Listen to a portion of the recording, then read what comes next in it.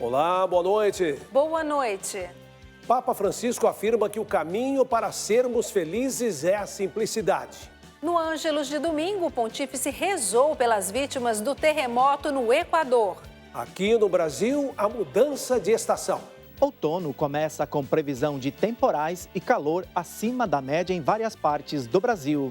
Certificação de qualidade. O Hospital de Minas Gerais é o que mais realiza transplante de órgãos no Brasil. Governo anuncia liberação de 100 milhões de reais para conter a ação de facções no Rio Grande do Norte. Com novas regras, o governo federal retoma o programa Mais Médicos. No Espírito Santo, pesquisadores impressionados. Descoberta impactante mostra a presença de rochas de plástico em uma ilha no estado. Especial 10 anos do Papa Francisco. Os momentos marcantes da visita do Santo Padre à terra da padroeira do Brasil. Esta é a TV da Inspiração Católica Canção Nova. O Canção Nova Notícias começou.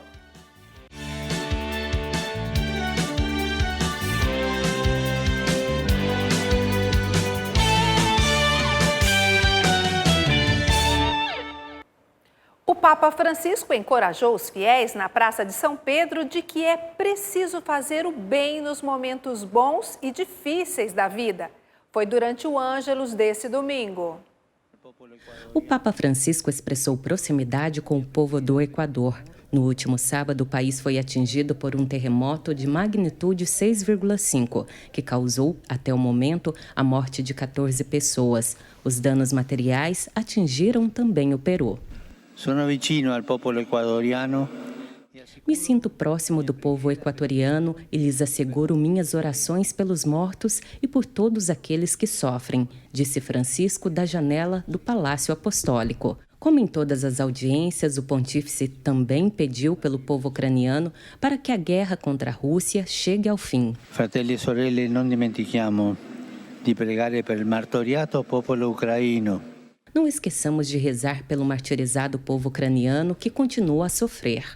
Ao comentar o evangelho do 4º domingo da Quaresma, em que Jesus cura um cego de nascença, o Santo Padre explicou que este prodígio, realizado por Jesus, não foi bem recebido pelas pessoas. Isso aconteceu por diferentes razões. Procuraram um culpado, não sabiam se maravilhar ou não queriam mudar porque estavam bloqueados pelo medo, explicou.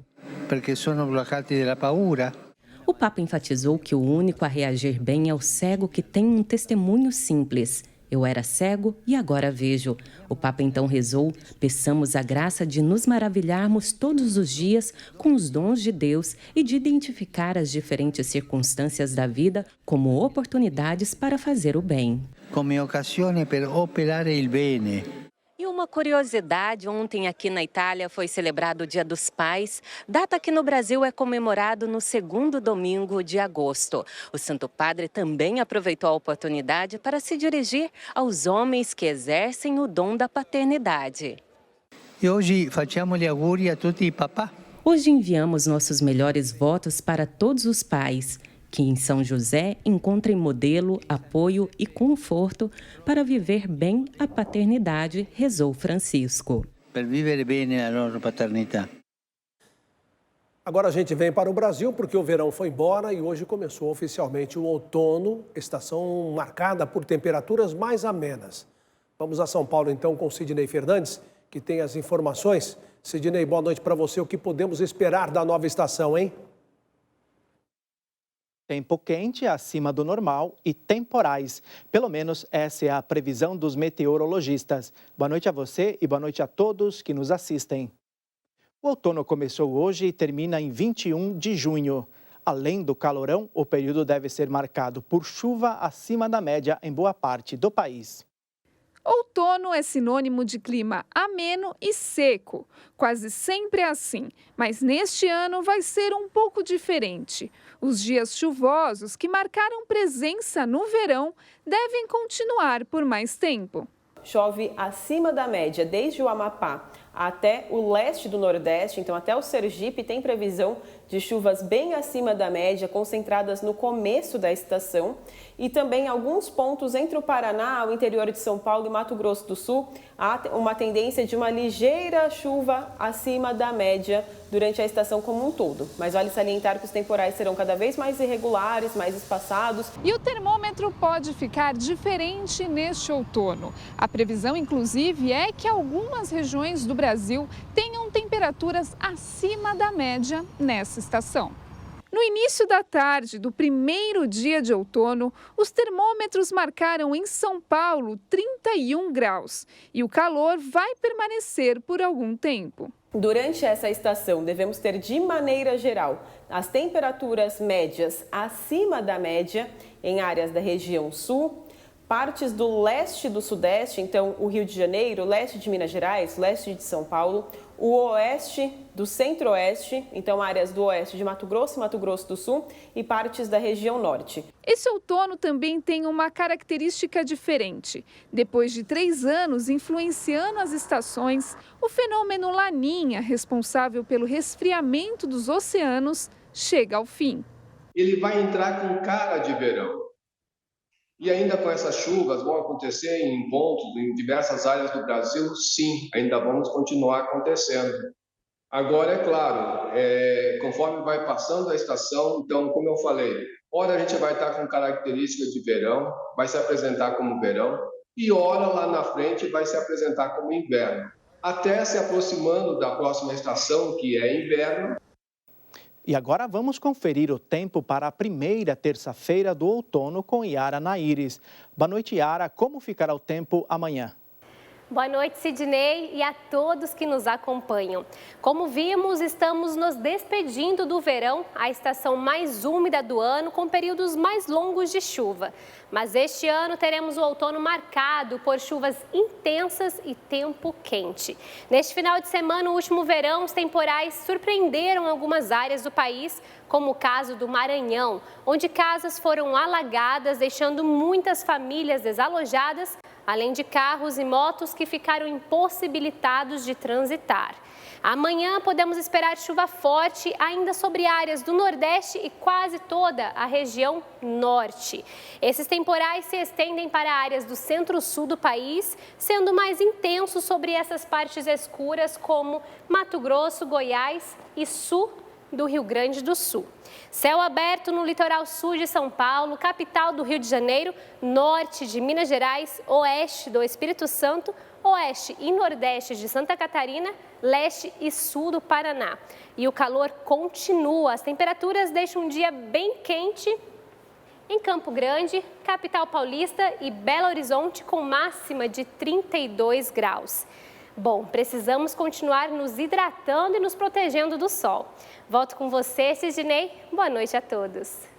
E como a gente viu, outono é uma estação marcada por oscilações de temperatura, o que exige atenção especial com a saúde.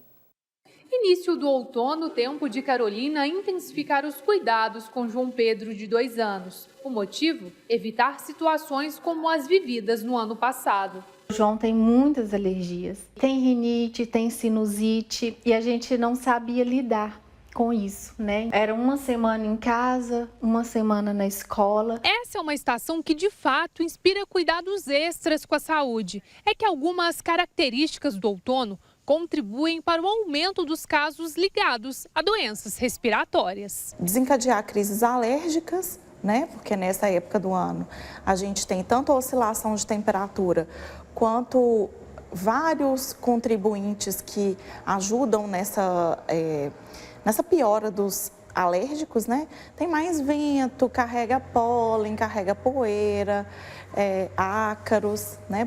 Maior proliferação. E, além de tudo, a gente costuma ficar em ambientes mais fechados, mais enclausurados. Controlar as características da estação não é possível, mas algumas atitudes podem evitar o surgimento dos quadros de infecção. Na casa de Carolina, elas são rotina depois de tantas idas ao hospital com João Pedro no ano passado. Aqui em casa a gente usa muito aspirador de pó, né? Aqui em casa nós não temos tapetes. As cortinas que tem, né, são lavadas de 15 em 15 dias, uma vez no mês. Eu friso muito a lavagem nasal porque a gente não sabia, mas uma semana que a gente deixava de fazer a lavagem nasal do João, vinha a febre. Isso evita até pneumonia naquelas populações que são mais vulneráveis, os idosos e as crianças. Cuidados muito comuns durante a pandemia também são bem-vindos nessa nova estação. Se você for espirrar, tossir, coloque o antebraço, evite colocar a mão, porque a mão é o maior transmissor.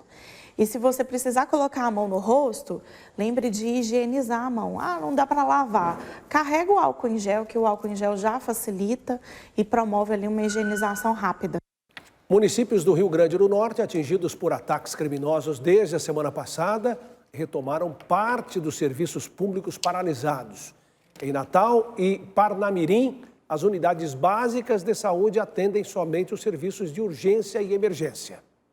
Os ataques que começaram na madrugada do dia 15 de março fazem parte da manifestação de presos e são organizados por uma facção criminosa. Os detentos exigem melhores condições nos presídios, como acesso a aparelhos de televisão e visitas íntimas. Até o momento, 28 cidades sofreram com os atos violentos. Parte dos serviços públicos, paralisados por causa das ações, foram retomados em Natal, Mossoró e Parnamirim.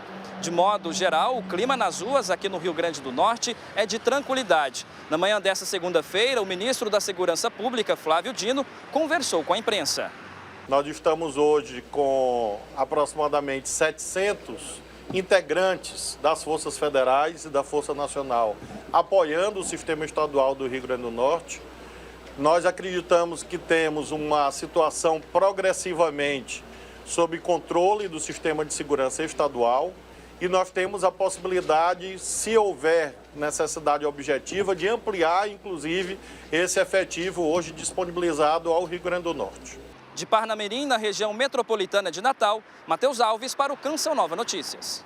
Nós vamos agora a Brasília, aos nossos estúdios, porque o presidente Luiz Inácio Lula da Silva lançou hoje a nova versão do programa Mais Médicos. O projeto pretende ampliar o acesso ao atendimento médico no país. Quem tem as informações da capital federal é Ronaldo da Silva. Boa noite, Ronaldo, bem-vindo.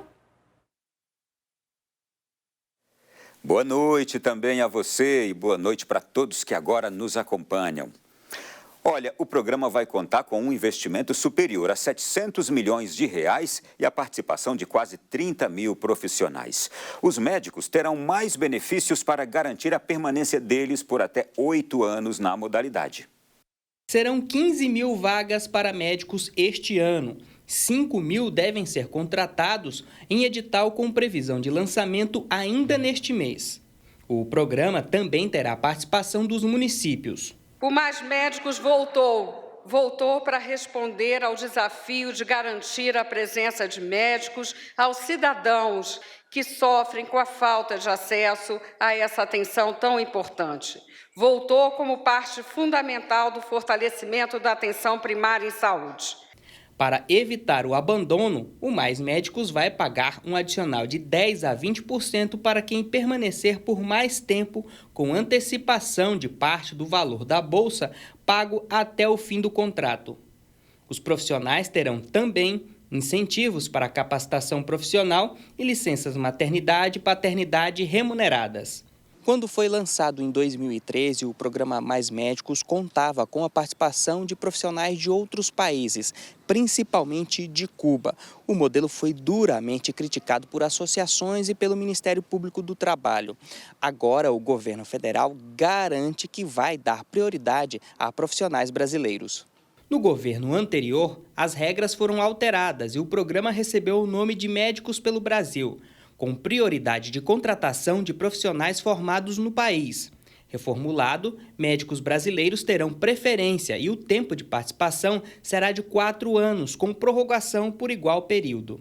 Esse é um esforço comum da nossa ministra, esse é um esforço comum do edital, de garantir que os médicos que se inscrevam sejam médicos brasileiros formados adequadamente. Porque o que importa para nós não é apenas saber a nacionalidade do médico, é saber a nacionalidade do paciente, que é um brasileiro que precisa de saúde. De acordo com o Palácio do Planalto, a retomada dos Mais Médicos pode garantir o atendimento de quase 100 milhões de brasileiros nas unidades básicas de saúde, porta de entrada do SUS. A Caixa Econômica Federal começou a pagar hoje a primeira parcela do Bolsa Família. Os benefícios deste mês já terão o adicional de R$ 150 para as famílias com crianças de até 6 anos. De acordo com o Ministério do Desenvolvimento e Assistência Social, neste mês o programa de transferência de renda do governo federal alcançará 21 milhões de famílias com gasto de 14 bilhões de reais. Os beneficiários com número de inscrição social NIS de final 1 passaram a receber hoje o valor mínimo de R$ 600. Pessoas com crianças de até 6 anos em casa recebem mais R$ 150 por cada uma a partir deste mês. Em junho, o pagamento do adicional de R$ 50 será disponibilizado para gestantes, adultos com criança de 7 a 12 anos e com adolescentes de 12 a 18 anos. O beneficiário poderá consultar informações sobre as datas de pagamento, valor concedido e a composição das parcelas no aplicativo Caixa Tem. O governo federal também lembrou que neste mês não haverá o pagamento do Auxílio Gás, que contempla famílias inscritas no CadÚnico. Como o valor só é disponibilizado a cada 2 meses, o benefício voltará a ser pago em abril.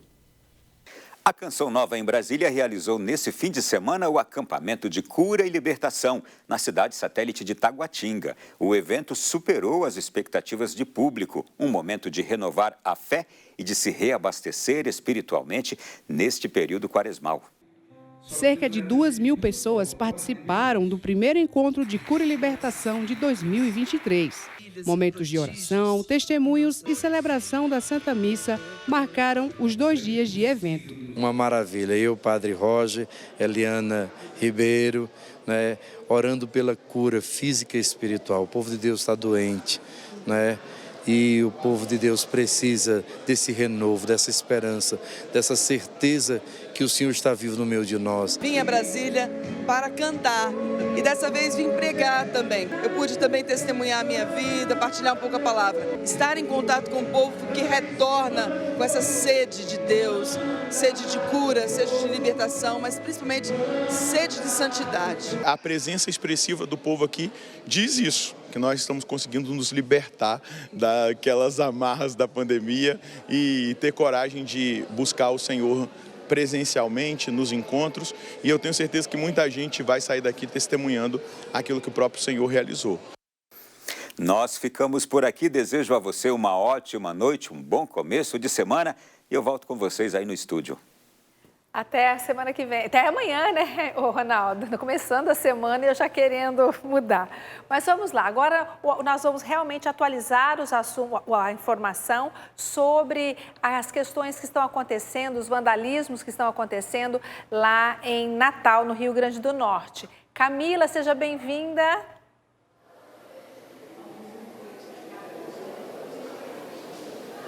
Boa noite, Adriana. Boa noite a todos. O ministro da Justiça e Segurança Pública, Flávio Dino, anunciou hoje à tarde mais de 100 milhões de reais em investimentos para reforçar a segurança no Rio Grande do Norte ainda este ano. Os recursos do Fundo Nacional de Segurança Pública serão destinados ao complexo da Polícia Civil, ao Regimento de Cavalaria da Polícia Militar e à Polícia Científica do Rio Grande do Norte. A expectativa é que com a nova verba seja possível ampliar os investimentos em penitenciárias e dobrar o número de viaturas alugadas, além da aquisição de veículos, câmeras para uso de policiais e aparelhos de raio-x. O ministro desembarcou na noite deste domingo em Natal. Desde o dia 14, o Estado enfrenta uma crise na segurança pública, com mais de 252 ataques contra a população, prédios públicos, comércios e veículos. Ao chegar ao Estado, Dino informou que pelo menos 700 policiais de várias forças federais foram enviados ao Rio Grande do Norte, número que, segundo ele, pode ser ampliado caso seja necessário. Flávio Dino já retornou para Brasília para dar seguimento à sua agenda da semana. A segunda-feira começou com um pouco mais de tranquilidade para os usuários do transporte público de Belo Horizonte. É que o metrô voltou a funcionar após a greve que durou vários dias. Foram São quase 40 dias de estações fechadas e cerca de 100 mil passageiros impactados diariamente pela suspensão da operação dos trens. Os metroviários cruzaram os braços em protesto contra a privatização do metrô. A categoria reivindica a manutenção dos empregos, pedido que ainda não foi atendido. Uma nova reunião com o Ministério Público está prevista para esta sexta-feira. Por isso, o retorno da greve não está descartado. De Belo Horizonte, Monize Amorim para o Canção Nova Notícias. Vamos voltar agora a São Paulo com Sidnei Fernandes, que tem informações sobre saneamento básico no país. As 100 maiores cidades perdem ao menos 36% de água tratada. Sidnei? Um outro assunto é que um relatório divulgado hoje pelo Instituto Trata Brasil revela que quase metade dos brasileiros, ou seja, mais de 100 milhões de pessoas, não têm coleta de esgoto e 35 milhões não têm acesso à água potável. O estudo avalia indicadores das 100 maiores cidades do país e leva em conta indicadores do Sistema Nacional de Informações sobre Saneamento. O ano base é de 2021. As 20 cidades mais bem colocadas tratam 340% mais esgoto do que as 20 piores. Dos melhores municípios, 16 são da região Sudeste, sendo 8 de São Paulo, além de 6 do estado do Paraná, no sul do país. Entre os piores, 8 são do Norte, sendo 4 do Pará, 4 são do Nordeste e 4 do Rio de Janeiro. Você sabia que hoje é o Dia Internacional da Felicidade? A data foi instituída pela Organização das Nações Unidas em 2013, com o objetivo de promover a alegria entre os povos. A Finlândia foi eleita como o país mais feliz do mundo pelo 6º ano consecutivo. Os dados fazem parte de um relatório da ONU divulgado nesta segunda-feira. O Relatório Mundial de Felicidade se baseia em 7 indicadores e o principal deles é a avaliação de vida, em que se pergunta aos pesquisados qual nota entre 0 e 10 eles dariam à sua vida. A pesquisa considera também o PIB per capita, a expectativa de vida saudável, liberdade, generosidade, apoio social e percepção de corrupção. O Brasil ocupa a 49ª colocação na lista dos 137 países mais felizes do mundo. O país caiu 11 posições, considerando os dados entre 2019 e 2021. Depois da Finlândia, que ocupa o primeiro lugar, vem a Dinamarca, seguida da Islândia em terceiro. Israel subiu 5 posições e está em 4º lugar. O Afeganistão continuou na última colocação, lugar que ocupa desde 2020. E hoje, ao receber membros da União Nacional de Espetáculos Itinerantes, o Papa Francisco disse que o caminho para sermos felizes é a simplicidade e destacou a alegre missão de evangelizar. Por hoje é só, mas amanhã tem mais informações direto de São Paulo. Boa noite a todos, Reinaldo e Adriana. Boa noite, Sidnei. Pois é, felicidade, ser feliz? Eu, na minha opinião, sou a pessoa mais feliz do mundo. Que ótimo, né? Isso é bom ouvir isso de você, viu, Adriana?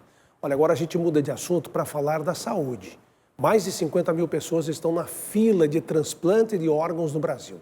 É o maior número desde 1998, segundo a Associação Brasileira de Transplante de Órgãos. Bom, Reinaldo, o procedimento exige cuidados e não pode ser feito em qualquer lugar. Em Belo Horizonte, o hospital que mais realiza cirurgias deste porte recebeu certificação máxima do Ministério da Saúde. Há 10 anos, Renata foi diagnosticada com miocardiopatia dilatada pós-parto.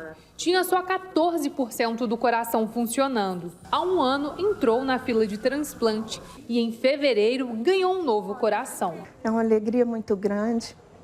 Quero agradecer também a família doadora, porque é muito importante a doação. A espera de Marta era por um fígado novo e começou em dezembro do ano passado. No início desse mês, o órgão chegou e hoje vai receber alta. Agora agarrar na fé, pedir a Deus força e ter uma vida nova. Porque eu renasci 2 vezes aqui nesse hospital.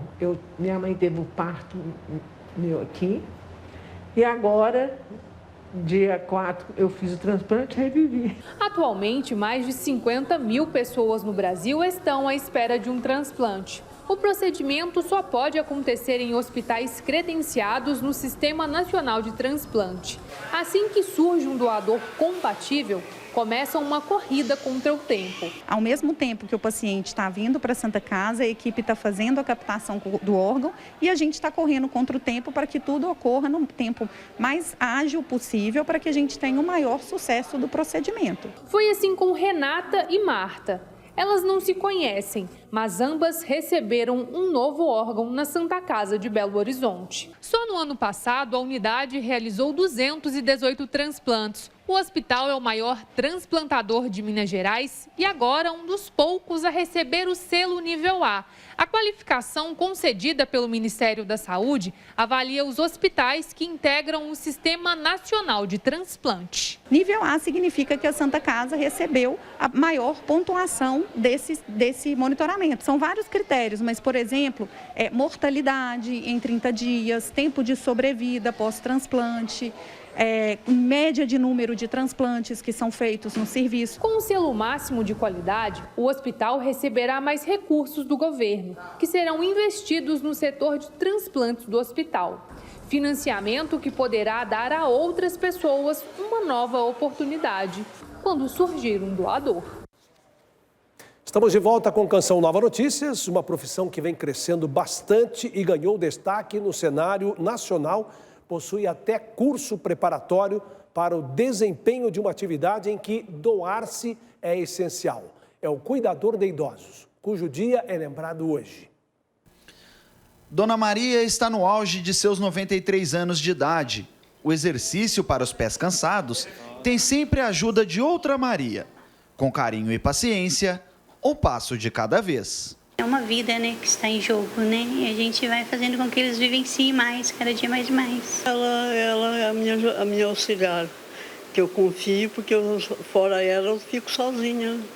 O profissional auxilia nos cuidados básicos, como higiene e alimentação, e também se tornam amigos inseparáveis dos pacientes. Um trabalho que requer empatia, amor e doação ao próximo. Quanto mais a idade passa, mais a pessoa fica dependente de carinho, né? Então a gente tem que ter esse carinho para transmitir para eles, né?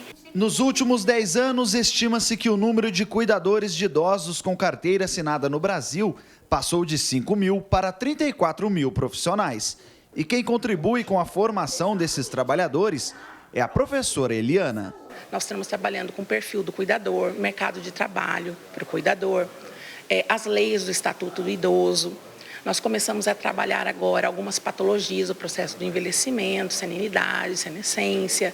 Aí, depois desse processo todo teórico, nós vamos para a prática. Primeiro, socorros, cuidados para saber socorrer o idoso. Eles vão com a parte de cuidados de higiene e conforto, banho. Bruno viveu essa experiência na prática e agora resolveu se profissionalizar. Escolha feita com o coração. Cuidar é se doar. Antes de tudo é você amar, ou seja, de fato se colocar no lugar do próximo. Então, como o próprio nome se diz, você cuida de uma pessoa, você entende uma pessoa. Já Ronaldo viveu tempos difíceis. Esteve desempregado por quase 10 anos e encontrou na profissão uma forma de mudar a vida dos idosos. Não sabia que a maior mudança seria dentro de si mesmo. O futuro nos espera que nós também vamos envelhecer, né? Eu acredito que se a gente tiver um olhar diferenciado, acredito que a gente vai contribuir para a humanidade ser diferente, né? Não importa por quanto tempo, retribuir bons momentos para aqueles que já se doaram por tantos é a missão do cuidador. Eu sou feliz. Pois é, quem cuida dos idosos e respeita os idosos, a gente pode dizer que é um doador de bem-estar. Olha, a construção de um mundo melhor passa pela ação de pessoas que se unem pelo bem comum. A Canção Nova é mantida pela sua ajuda generosa. Estamos com 58% na campanha deste mês. Acesse clube.cançãonova.com e contribua com a evangelização. Você também pode fazer sua doação pelo Pix, pix.doação@cançãonova.com. Obrigada por seu comprometimento e fidelidade. Há 10 anos, Francisco consagrava sua missão a Nossa Senhora, despertando nos fiéis o olhar para a humildade do Papa, esteve em Aparecida e pôde rezar em 2013 com os padres desta arquidiocese diante da imagem original da padroeira do Brasil. Nesta reportagem, recordamos este momento junto de um outro muito marcante para uma família de Aparecida, que em meio à multidão foi notada pelo pontífice. Antes da celebração começar, o pontífice se reuniu com o clero da Arquidiocese de Aparecida na capela reservada do Santuário Nacional. O local foi construído especialmente para a visita do Papa Bento XVI em 2007. Bento, no entanto, não conseguiu conhecer o lugar. Com isso, Francisco se tornou o primeiro Papa a rezar na capela. Um momento íntimo e raro de oração para aquele que veio como peregrino à casa da mãe. Perto desse ambiente, quer dizer, depois daquela porta que nós vimos lá no fundo, foi, digamos, a sacristia onde o Papa se paramentou para depois já descer, paramentado para celebrar a missa ali no altar central. Em sua homilia, o Santo Padre disse que quando queremos saber de Jesus, é preciso bater na casa de Maria. Seu ministério petrino é consagrado a Nossa Senhora. Sendo assim, o carinho de Francisco com a Mãe de Deus é de um filho que tem o coração mariano. De Maria que se aprende o verdadeiro discipulado. E por isso a Igreja sai em missão sempre na esteira de Maria. Para abençoar o povo, ele pegou a imagem, uma imagem, um facsímile que estava ali também junto da tribuna, e com ela ele abençoou o povo. Então foi também um gesto bonito dele. Participar de uma missa com o Papa é muito bom. Agora, receber o cumprimento do Santo Padre é ainda melhor. Aqui no bairro Ponte Alta, em Aparecida, uma família teve essa experiência. Profundo contato com Francisco, que como um perfume exalou e fixou neles duas grandes características de seu pontificado: santidade e simplicidade. Nas ruas da capital mariana do Brasil, Francisco quebrou protocolos. Cristiane e o Arlen vivenciaram um grande momento. A gente ficou bem lá atrás, lá no Poço São José.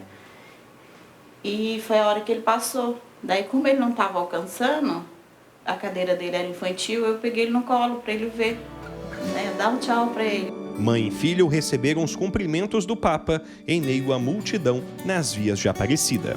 Ele parou, papamóvel, desceu, foi vindo. Aí eu pensei, ele vai abençoar todo mundo ali, né? Normal do Papa, abençoar todo mundo. Mas do nada ele parou, abençoou nós dois. Aí depois veio um monte de repórter perguntar qual foi a sensação. Foi, gente, é incrível essa sensação.